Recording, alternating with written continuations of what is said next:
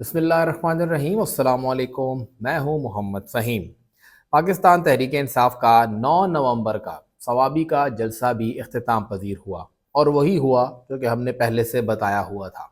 सवाबी का जलसा पाकिस्तान तहरीक इंसाफ खैबर पख्तूनख्वा ने सिर्फ पेशावर डिवीज़न की सतह पर किया था और एक अच्छा पावर शो था। अगर देखा जाए 4-5 अजला ही इसमें शामिल थे। मेन 5 जो सेंट्रल अजला है जिसमें पेशावर है, नौशहरा है, चारसद्दा है, मर्दान है, सवाबी है और साथ 2 कबायली अजला मुहम्मद और खैबर इसमें शामिल था।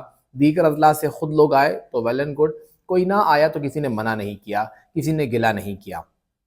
लेकिन एक अच्छा शो था, एक अच्छे खासे क्राउड को उन्होंने इकट्ठा किया और अल यमीन साहब ने भी तकरीर की, बैरिस्टर गौहर ने भी तकरीर कर दी और असद कैसर साहब ने भी तकरीर कर दी। लेकिन जो बातें कही गई थी इस जलसे के हवाले से वैसा कुछ भी नहीं हुआ। सवाबी में पाकिस्तान तहरीक इंसाफ के जलसे से कबल ये कहा जा रहा था कि ये आखिरी कॉल है, ये फाइनल कॉल है, सब लोग सर पे कफन बांध के निकलें और जो कुछ वहाँ पे ऐलान होगा हम उसके ऊपर काम करेंगे।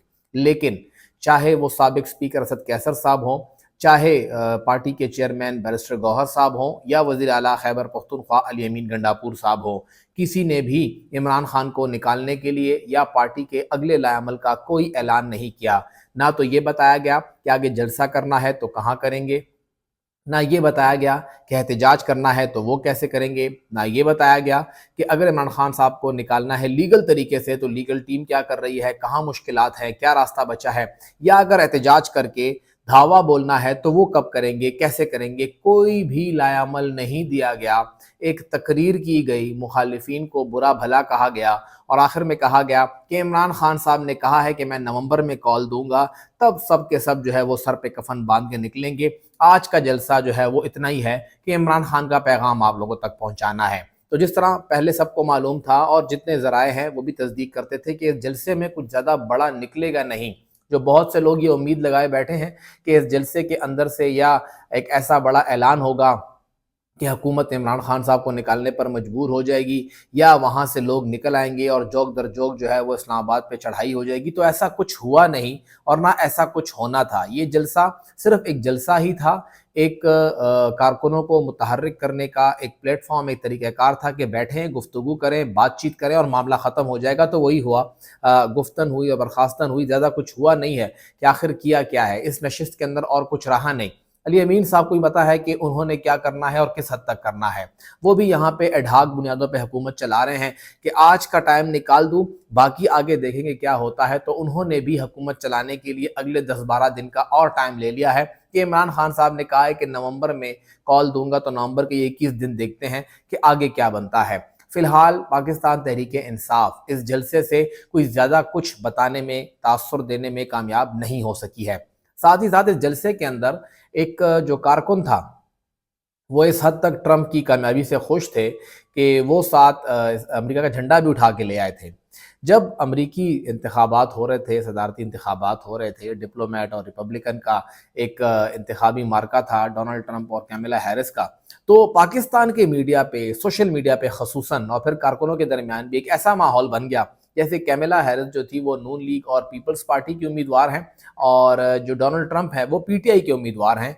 और उतने ही पीटीआई के वर्कर्स खुश थे कि जब डोनाल्ड ट्रंप जीते, जितने नून लीग और पीपल्स पार्टी के सपोर्टर नाराज़ थे, उन्हें अफसोस हो रहा था। हत्ता कि रहनुमाओं ने भी, जो मुस्लिम लीग नून के रहनुमा हैं, ख़ुसूसन वो, पीपल्स पार्टी तो खैर बहुत पीछे थी, कि नून लीग के रहनुमा बार बार डोनाल्ड ट्रंप को बुरा भला और कैमिला हैरिस को बेहतर करार दे रहे थे और पीटीआई वाले ट्रंप को बड़ा बेहतर करार दे रहे थे। तो जो कुछ वहाँ पे हुआ, उन इंतखाबात के अंदर हुआ, एक ऐसी फ़िज़ा बनी कि जी पीपल्स पार्टी और नून लीग का मुकाबला है पीटीआई के साथ और पीटीआई वहाँ पे जीत गई है।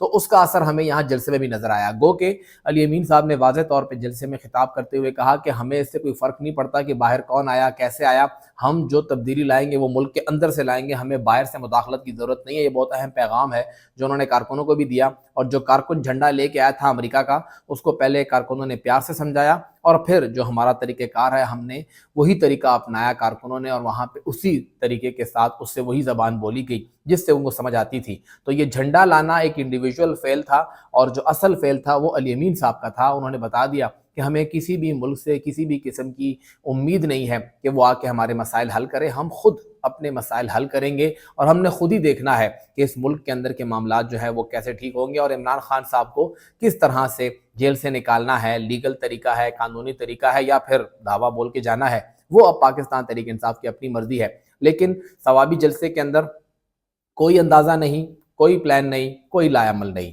किसी के पास होगा तो लाएअमल देगा।